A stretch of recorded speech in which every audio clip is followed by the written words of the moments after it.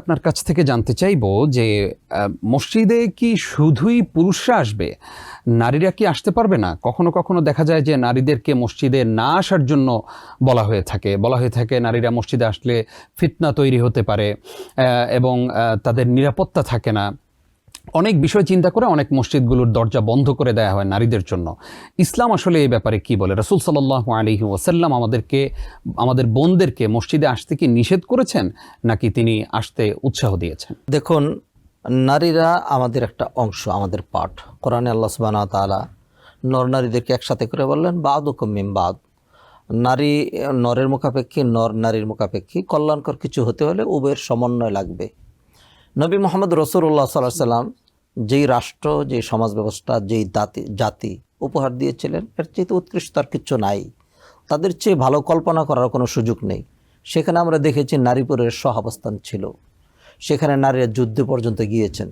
তারা সেখানে যুদ্ধের ময়দানে পানি এনে দিতেন, তারা চিকিৎসা করতেন, সহযোগিতা করতেন। তাদের সাথে তাদের যেই স্বভাব, তাদের যেই শক্তিমত্তা অথবা তাদের স্ট্যাটাসের সাথে যায় এমন কাজ তারা করেছেন। নবীজি সাল্লাল্লাহু আলাইহি ওয়াসাল্লামের যে মসজিদটা, পৃথিবীর ইতিহাসে এটা দ্বিতীয় মর্যাদার মসজিদ, মসজিদে নববী। এই মসজিদের ইমাম ছিলেন নবী মুহাম্মদ রাসূলুল্লাহ সাল্লাল্লাহু আলাইহি ওয়াসাল্লাম 10 বছর। তো সেখানে যে কাতারগুলো হতো, একটা মসজিদই ছিল। এটা শুরুর অংশটা, বর্তমানে গেলে যারা দেখেন শুরুর অংশটা। তো সেইখানে পুরুষরা প্রথম কাতারে আসতেন, তারপরে বাচ্চারা একটু পিছনে দাঁড়াতেন, আর মহিলারা তারপরে দাঁড়াতেন। নবীজি সাল্লাল্লাহু আলাইহি ওয়াসাল্লাম এমনও হয়েছে যে সালাম ফিরানোর পরে আবু হুরায়রাকে সাথে নিয়েছেন। পুরুষও বসে তাসবিহ করছে, তিনি মহিলাদের কাছে গেলেন, গিয়া বলেন ইয়া মাশারান নিসা তাসাদ্দাকনা, হে রুমনী সম্প্রদায়, তোমরা বেশি করে সদাকা করো। ফাইন্নী উরিতুকুন্না আকসার আহলিন নার। আমি যখন মেরাজে জাহান্নামে গেলাম, সেখানে গিয়ে দেখেছি অধিকাংশ জাহান্নামী যারা, তারা নারী। আর সেই জাহান্নাম থেকে বাঁচার জন্য সদাকার কোনো বিকল্প নেই। নবীজির জামানা এটা। নবীজি সাল্লাল্লাহু আলাইহি ওয়াসাল্লাম হাদিসে বললেন লা তামনাউ ইমা আল্লাহি মাসাজিদ আল্লাহ, তোমরা নারীদেরকে মসজিদে যেতে বারণ করবে না, নারীদের এই স্বাধীনতা আছে। তবে এখানে একটা বিষয়, নবীজি সাল্লাল্লাহু আলাইহি ওয়াসাল্লাম নারীদেরকে মসজিদে আসা বাধ্যতামূলক ফরজ করেননি, যেহেতু তাদের স্বরাষ্ট্র মন্ত্রণালয় সেটা তাদের দেখতে হয়। এবং একজন পুরুষ যদি নিশ্চিত থাকেন যে আমার বাড়ি ঘর, ছেলে পুলে, সন্তানাদি, এটা নিয়ে আমার কোনো হেডেক নেই, তাহলে সে কিন্তু সমাজে বহুত কাজকর্ম করতে পারে। আর যদি সেই টেনশনে থাকে যে আমার ঘরের কি অবস্থা হবে, তার স্ত্রীও যদি তার মতোই সবসময় বাইরে বেরিয়ে যায়, তাহলে সেটা সমস্যা। সেই জন্য নারীর উপর এটা ফরজ করা হয় নাই। তো অনেকেই বলেছেন যে ও বুয়ুতুহুন্না খায়রুল্লাহুন্না, তাদের ঘর তাদের জন্য বেটার। মানে এটা তাদের ঘর তাদের জন্য বেটার, যে তারা নারীরা অধিকাংশ সময় তার ঘরের মধ্যেই থাকবে। তবে তালিমের জন্য, শিক্ষার জন্য, সলাতের জন্য, আলোচনার জন্য মাঝে মধ্যে মসজিদে আসবে না, বিষয়টা এরকম না। বিশেষ করে এই সমাজে আমার মনে হয় নারীদেরকে মসজিদ কেন্দ্রিক করা এটা একদম ফরজ হয়ে গিয়েছে। কারণ হলো, আপনি দেখেন আমাদের সকল শিক্ষা ব্যবস্থা থেকে নারীদেরকে যে আমরা দিন শিক্ষা দেবো সেটা কিন্তু নাই। নারীরা, নর নারী, ছেলে পুলে, নাতি নাতকর, নেক্সট জেনারেশন, প্রজন্ম ধ্বংস হয়ে ধ্বংসের চরম সীমায় পৌঁছে যাচ্ছে। সেইখানে একজন আলিম, তিনি কোরআন হাদিসের দলিলে যেভাবে কথাটা তুলে ধরবেন, তার হাজবেন্ড অথবা তার বাবা, নারীর হাজবেন্ড বা বাবা, তারা এই কথাটা সেখানে সেইভাবে পৌঁছাতে পারবে না। বিদায় নারীরা যদি শুনে, তাহলে নারীরা দিনদার হবে। আর নারীরা যদি দিনদার না হয়, যতক্ষণ পর্যন্ত নারীরা দিনদার না হচ্ছে, ততক্ষণ পর্যন্ত আমাদের সমাজের কল্যাণ হবে না। কারণ হলো, নবীজি বলেছেন নারীদেরকে ফিতনা। আমরা দেখি যে আমাদের সমাজে, বিশেষ করে আপনি দেখবেন গার্মেন্টসগুলো যখন ছুটি হয়, তখন দেখবেন বাংলাদেশের প্রেক্ষাপটে এবং আমেরিকা, ইউরোপে আপনারা দেখবেন যে নারীরা কিন্তু সকল ক্ষেত্রে কাজ করছে। সেইখানে একজন দিনদার, তিনি সেখানে যাচ্ছেন, কথাবার্তা বলতেছেন, সবই করতে পারছেন।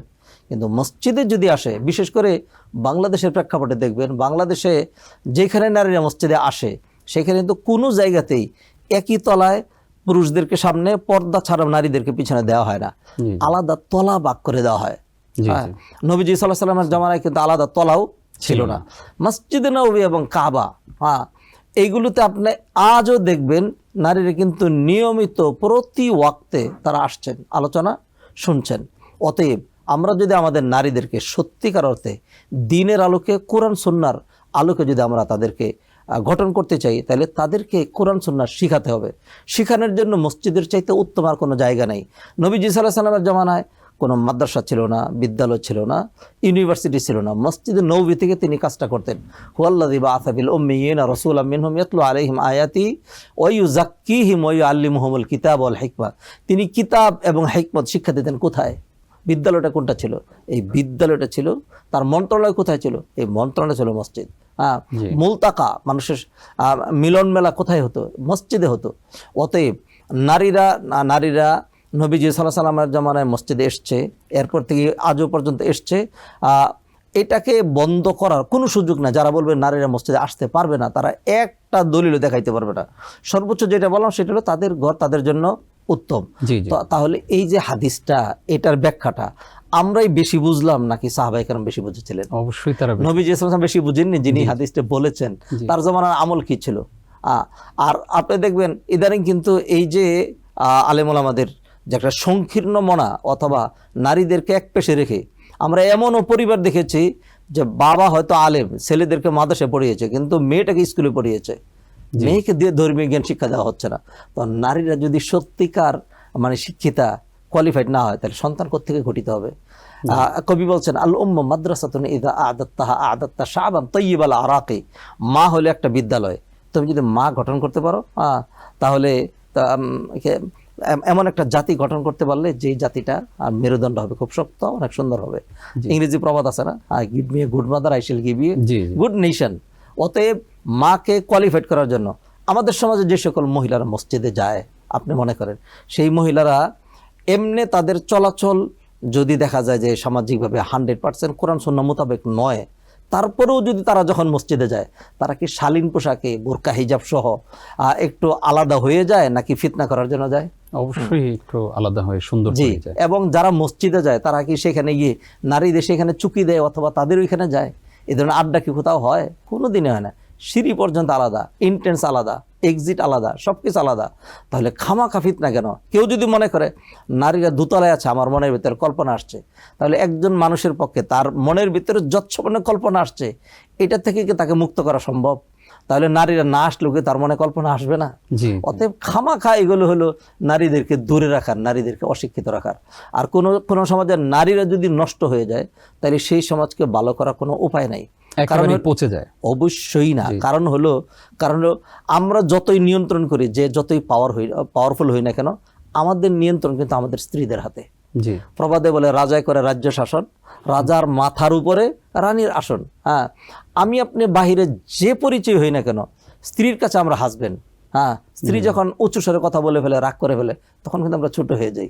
হ্যাঁ, আমরা সেইখানে তো পশুত্বের বহিঃপ্রকাশ ঘটাই না, কারণ সে তো আমার সঙ্গিনী, তার মন মেজাজ খারাপ হতে পারে, অথবা তাকে তো খুশি রাখাই লাগবে যে কোনোভাবেই হোক। তাহলে সেই জন্য আমাদের নারীরা যদি দিনদার না হয়, হ্যাঁ, তাহলে সে তার স্বামীকেও খারাপ করে ফেলবে, তার পরিবারকেও খারাপ করে ফেলবে। কারণ কোনো পুরুষের পক্ষেই তার স্ত্রীকে একেবারে অ্যাবসোলিউটলি এভয়েড করে চলা সম্ভব নয়। যদি চলতে চায় তাহলে সংসারের মধ্যে কন্ট্রাডিকশন চলে আসবে। তা সেই জন্য আমরা যেটি বলবো, নবীজি সাল্লাল্লাহু আলাইহি ওয়াসাল্লামের জামানার চেয়ে উৎকৃষ্ট আর কোনো জামানা নাই। আর হইল মসজিদ নববী এবং কাবার চেয়ে উৎকৃষ্ট আর কোনো মসজিদ নাই। যদি হারাম হয় তাহলে আমাদের দেশে ওলামায়ে কেরাম ফতোয়া দিক যে না, তারা আসতে পারবে না, মসজিদে কাবাতেও আসতে পারবে না, আর মসজিদে নববীতেও আসতে পারবে না। আবার বরং আসার কথা হলো আমাদের সমাজেও কিন্তু এই ধরনের যেই মানে হীনমন্যতা, এটা কিন্তু দূর হচ্ছে। দেখবেন বাংলাদেশে অনেকগুলো মডেল মসজিদ হয়েছে, যে সবকটা মডেল মসজিদে কিন্তু নারীদের জন্য আলাদা সালাতের ব্যবস্থা আছে। বাইতুল মুকাররম বলেন, সুবহানাবাগ মসজিদ বলেন, উত্তরা কেন্দ্রীয় মসজিদ বলেন, ঢাকার বড় বড় মসজিদগুলো বলেন, সকল মসজিদে কিন্তু নারীদের ব্যবস্থাপনা আছে। Ad-Din Television, a complete way of life.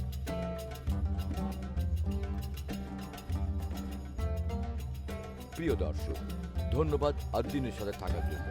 এমন আরো সুন্দর সুন্দর ইসলামিক কন্টেন্ট ও সবশেষ আপডেট পেতে সাবস্ক্রাইব করুন আমাদের ইউটিউব চ্যানেল ad-Din এবং পাশের বেল আইকনটি চাপুন। পরবর্তী সকল ভিডিও নোটিফিকেশন পেতে যুক্ত থাকুন আমাদের সোশ্যাল মিডিয়ায়।